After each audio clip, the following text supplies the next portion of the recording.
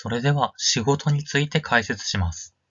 物体が力 F ニュートンを受けながら位置を S メートルだけ変化させたとき、力 F は物体に F×S ジュールの仕事をしたと言います。物体に働く力の向きと物体の移動方向の関係によって3つのパターンがあります。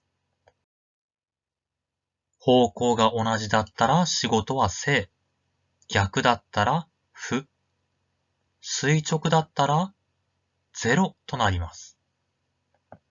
また、仕事は運動エネルギーを変化させます。実際、どうしてこのことが言えるのかを導くのは実は難しいんだけど、日常生活を考えれば、こっち向きに物体を動かしてで力を同じ向きに加え続ける。運動エネルギーはね、増えそうだよね。逆に物体がこっち向きに動いてるのに摩擦力みたいな力が運動方向と逆方向に働き続ける。ね、そうすると運動エネルギーは減りそうね、だよね。まあそんな風に、考えればそんなにわけのわかんないことを言ってないよね。では問題です。滑らかな面上に静止していた物体に右向きに1ニュートンの力 F を加え続け、右に1メートルだけ動かした。1番。この時、F が物体にした仕事は何ジュールか。2番。物体の運動エネルギーはどれだけ増えたか。1ニュートンの力を加え続けて、物体が1メートル動いた。ね。1×1 イコール1。答えは1ジュールになります。この仕事のね、プラスマイナス、符号については後から考えてもいいと思います。今回は力の方向とこの物体が動いた方向が同じだからね、プラス1ジュールになるわけです。2番、ね、物体の運動エネルギーも1ジュール増えたことになります。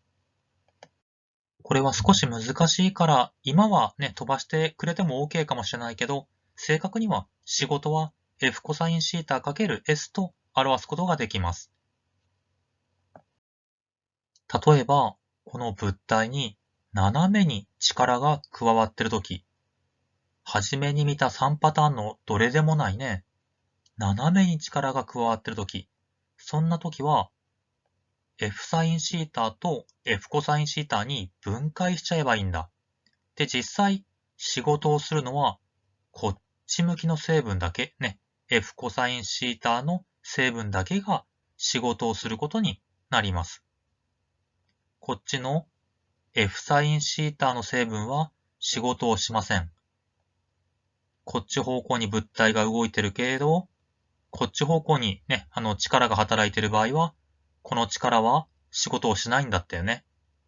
こっち向きの F コサインシータの成分だけが仕事をすることになります。